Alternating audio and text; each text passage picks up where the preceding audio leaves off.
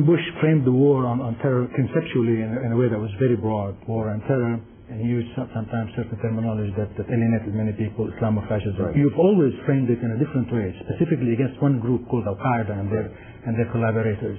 And is this one way of... I think that you're making a very important point. And that is that the language we use matters. And what we need to understand is that there are extremist organizations, whether Muslim or any other faith in the past, that will use faith as a justification for violence. We cannot paint with a broad brush a faith as a consequence of the violence that is done in that faith's name. And so you will, I think, see our administration be very clear in distinguishing between organizations like Al-Qaeda that espouse violence, espouse terror, and act on it, and people who may disagree with my administration in certain actions or may have a particular viewpoint in terms of how their countries should develop. We can have legitimate disagreements, but still be respectful. I cannot respect terrorist organizations that would kill innocent civilians, and we will hunt them down. But to the broader Muslim world, what we are going to be offering is a hand of friendship.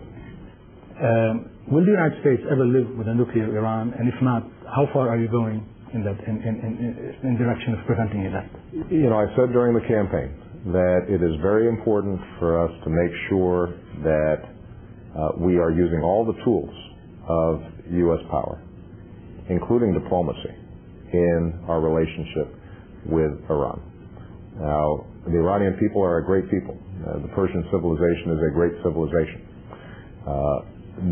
Iran has acted in ways that's not conducive to peace and prosperity in the region.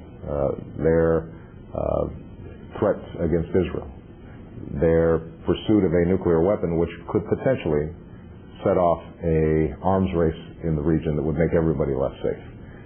Their support of terrorist organizations in the past. None of these things have been helpful.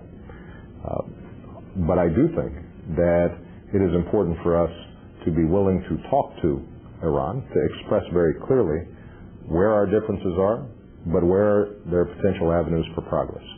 And we will, over the next several months, be laying out our general framework and approach. And as I said during my inauguration speech, if countries like Iran are willing to unclench their fist, they will find an extended hand from us. Sir, I really appreciate it. Thank you.